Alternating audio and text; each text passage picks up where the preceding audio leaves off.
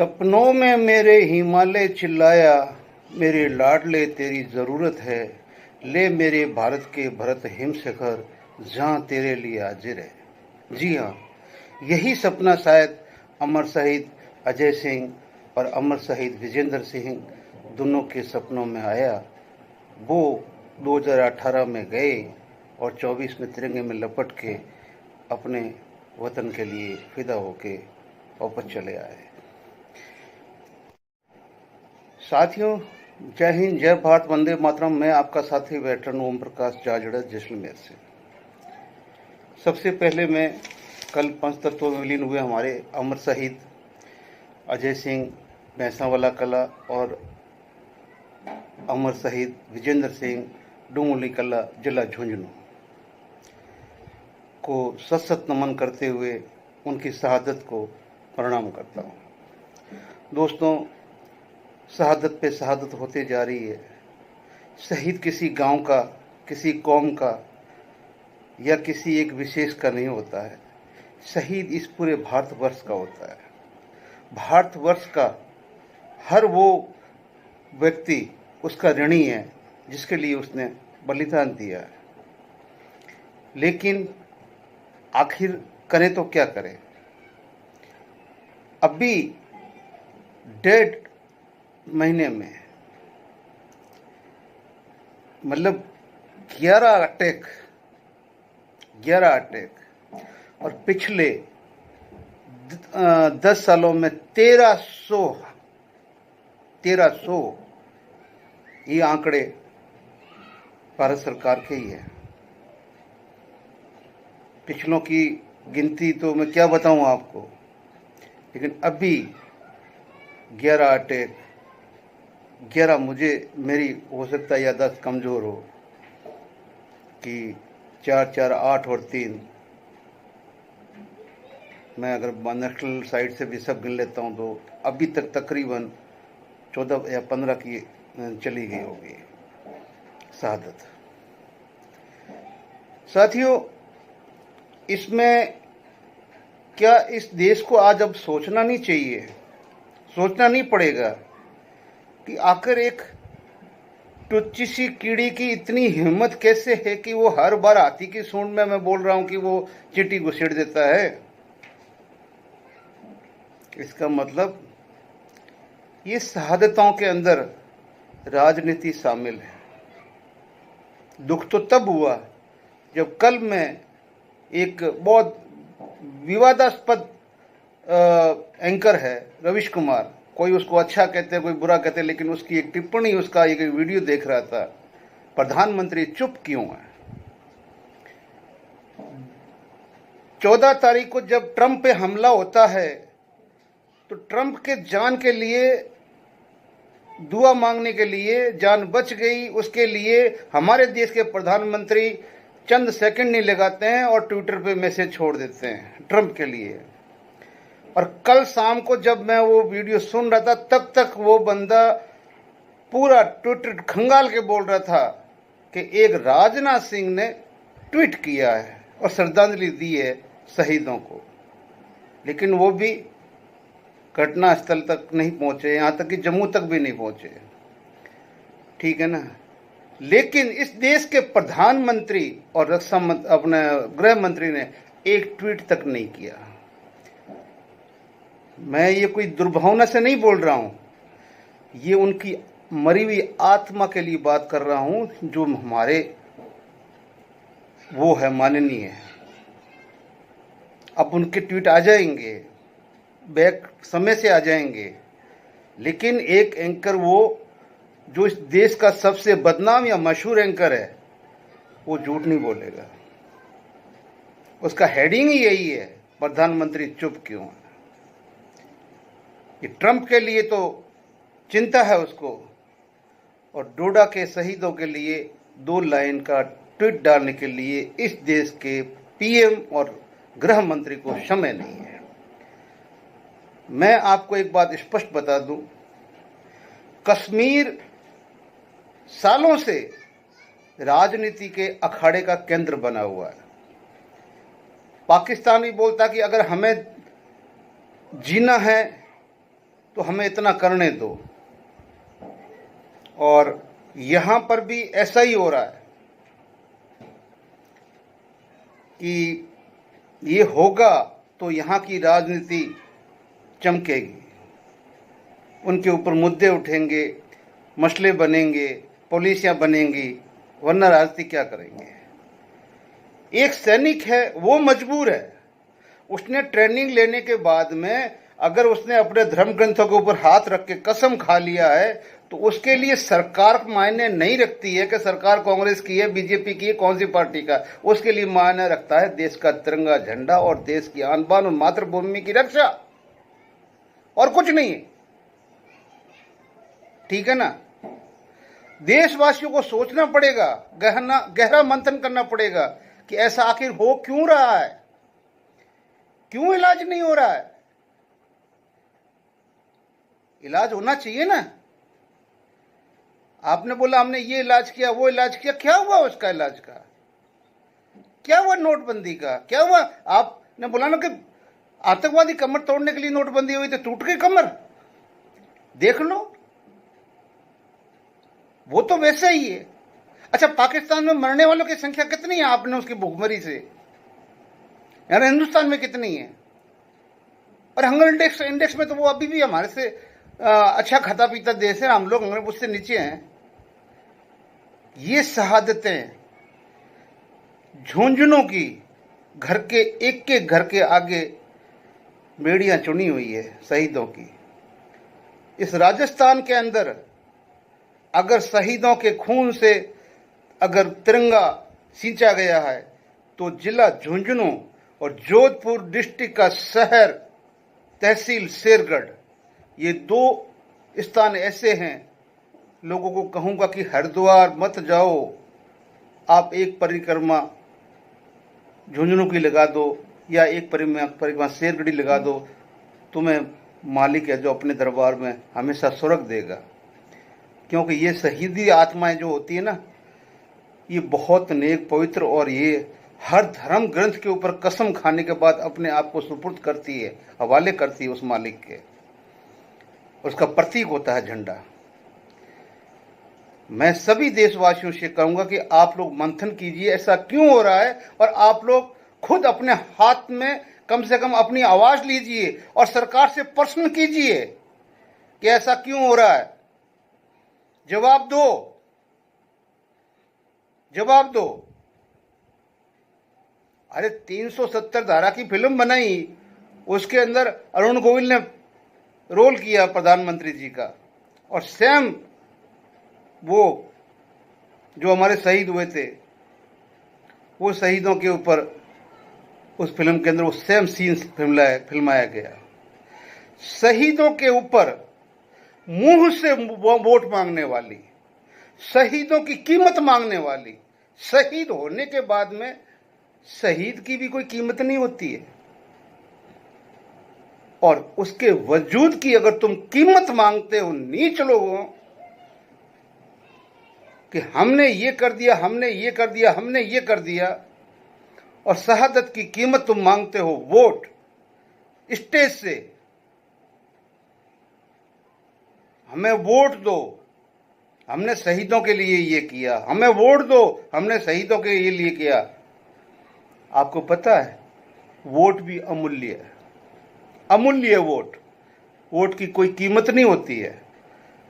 आप उनकी शहादत की, घटनाओं की, उन सब चीजों की वसूली करते हो वोटों से, और वोटों की कीमत क्या है वो आप जानते हैं। आपसे बेहतर कौन जानेगा माननीय। ये लंबी लाइन लगी पड़ी है। जनरल सिन्हा, अरे क्या औकात है, क्या औकात है। ये तो सरकार आज हमारी बात मान ले। जनरल साहब, जनरल के शर्मा साहब, सिन्हा साहब, अगर सरकार हमारी मान ले, एक छोटी सी आवाज कि एक कर्नल जिसने यूनिट कमांड की है, बस वहां से लेके और जनरल तक उनकी नौकरी का एक ऑडिट सरकार की एजेंसी करे, निष्पक्ष। 3 घंटे का समय है। उसकी नौकरी, उसकी इनकम, उसका इनकम टैक्स कटा, रिमेनिंग उसकी प्रॉपर्टी कितनी है और आज उसके नाम से प्रॉपर्टी क्या है। इन सब की ईमानदारी देश की रोड के ऊपर होगी। रोड के ऊपर जेसीयू जवान मकरे होते हैं। अब जब चारों तरफ से घिर जाते हो तो वहां तुम्हें कौन बचाने आता है? ये वो अर्जुन है जो अपने बेटे की रक्षा नहीं कर पाता लेकिन आर्यवर्त की रक्षा करता है। ठीक है ना? जुबान से बोल तो दिया।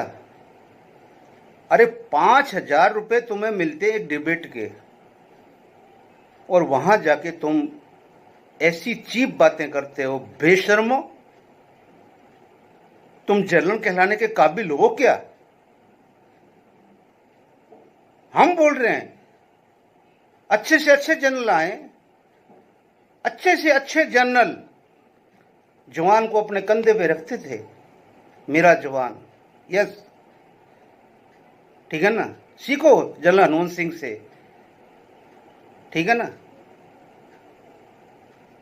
आपको पता चलेगा। नहीं, आप जनरल सेना जो आपने बोला है ना, इसकी कीमत जीते जी आपको चुकानी पड़ेगी।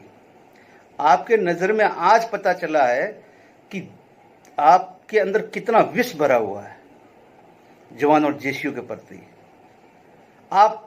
मैं ऑफिसर साहिबान को, सभी को, जितने सीनियर अधिकारी, हाथ जोड़ के बोलता हूं, अपने बीच के कीड़ों को भी पहचानो जो आपके हमारे बीच में नफरत के बीज बो रहे हैं। अकेला जवान जेसीयू गुनाहगार नहीं है रोड के ऊपर आने के लिए। आपके भी साथी ये जो बोल रहे हैं ये भी उतना ही गुनाहगार है। उनको मजबूर करे रोड पे आने के लिए, बोलने के लिए। हम तो गंदी नाली के कीड़े मान लिया, फिर आप क्या हो? अरे आपके अफसर मैस में झुंड के जवान, साले अंग्रेजों ने अपना बोर्ड लगाया था अफसर मैस के आगे, Indians and dogs are not allowed, और आप लोगों ने एक बोर्ड लगा रखा था JCO and OR are not allowed. क्या हमने पढ़ा नहीं उनको? आपके बाथरूम के ऊपर क्वीन एंड किंग की फोटो हमने देखी नहीं क्या जिंदगी में?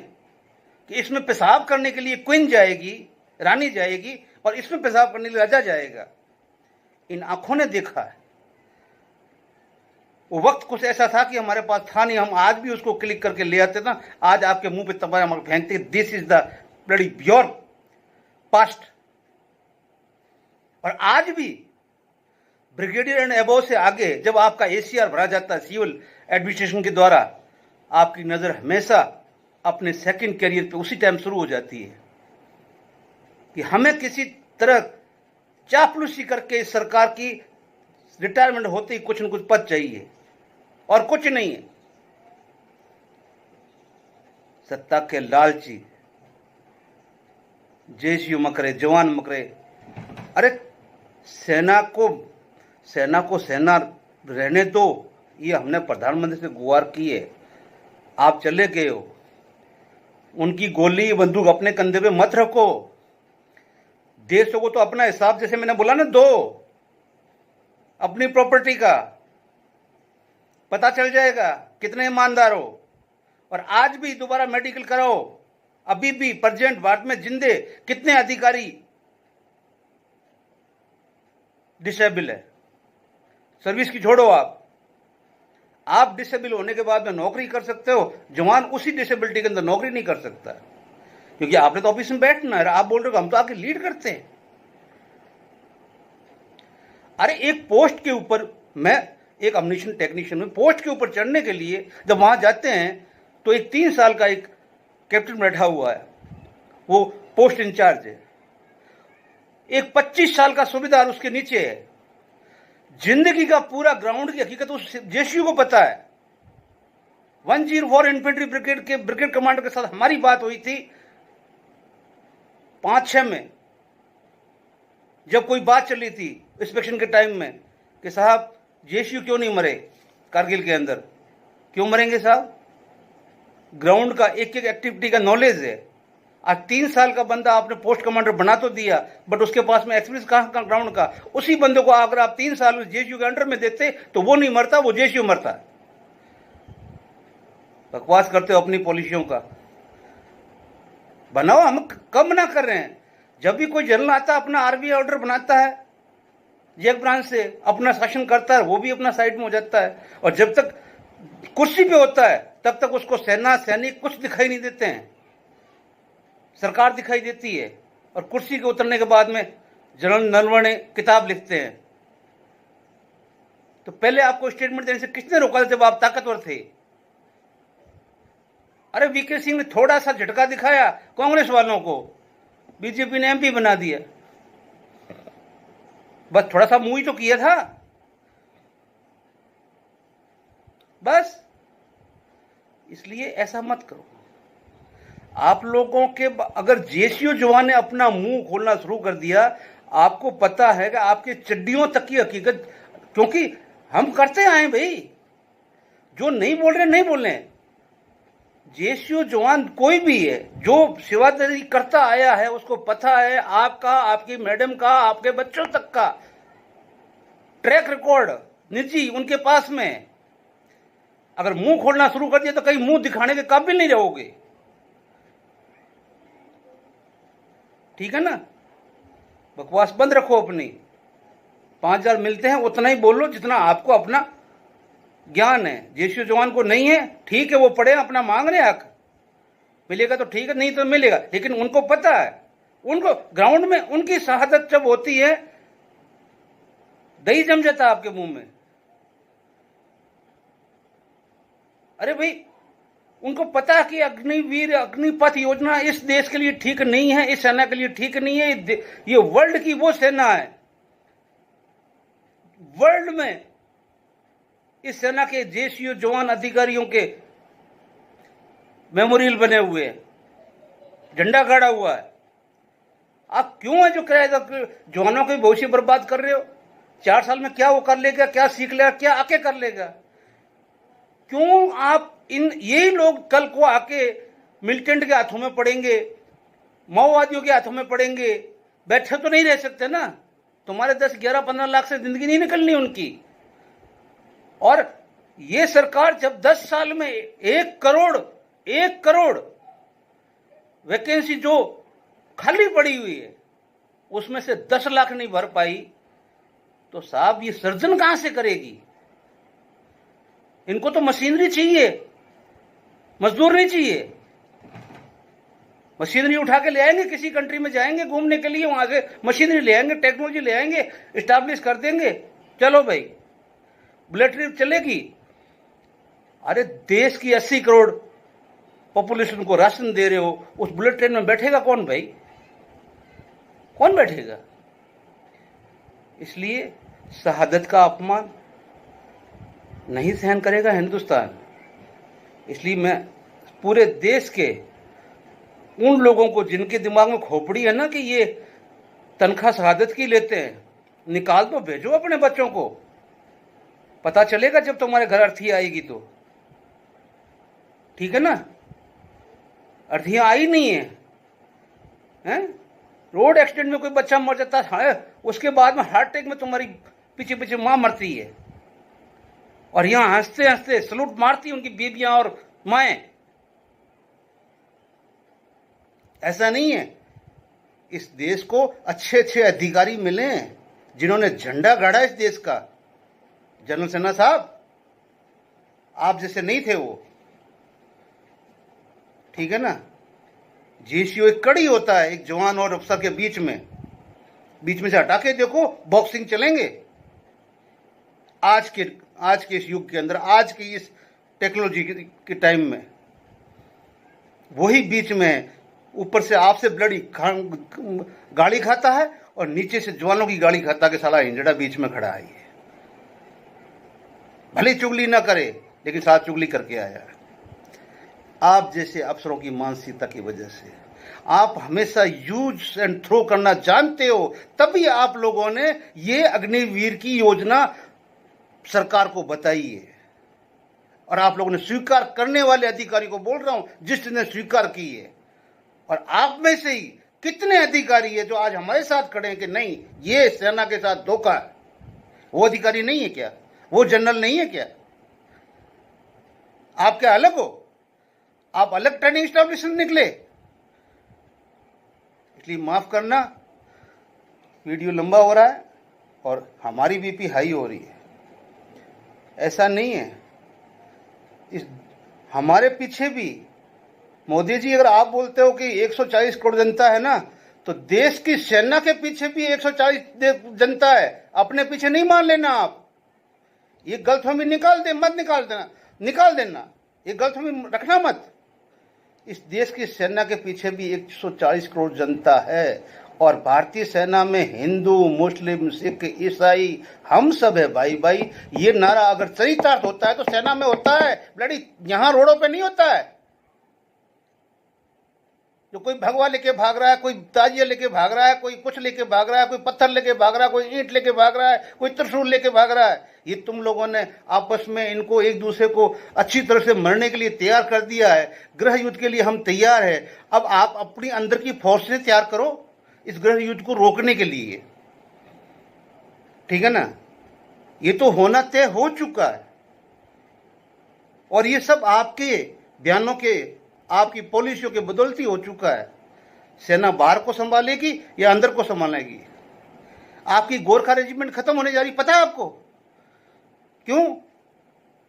क्लियर बोल दिया नेपाल ने कि हम अग्निवीर नहीं देंगे, सैनिक लेना तो लो। तो जब जो गोरखे रिटर्न होते हुए जाएंगे, रिप्लेसमेंट नहीं आएगा, तो गोरखा रेजिमेंट खत्म होगी या नहीं होगी? ये सभी देशवासियों से पूछता हूं। आयो गोरखा लीरे, वो नारा फिर समाप्त हो जाएगा, बहुत जल्द हो जाएगा, सेना में सुनने को नहीं मिलेगा, ठीक है ना? क्या बेवकूफ है नेपाल जो अग्निवीर नहीं दे रहा आपको? क्या सबूत चाहिए आपको? फिर एक देश ने मना कर दिया जो आपकी सेना का बहुत बड़ा ताकतवर हिस्सा है, ठीक है ना? तो फिर आप, अरे राजनीति बंद करो इस सेना के साथ में, सेना को बख्श दो राजनीति से। जिसने सेना को राजनीति बख्शा है ना, सेना ने उसकी कद्र करके हमेशा ऊंचा लेके गई है। सेना कुछ नहीं मांगती है, जो आपने भेज दिया उसने खा लिया पी लिया, वो सब कुछ ठीक है, ओके। हमें तो लड़ना है, हमें अपना काम करना है।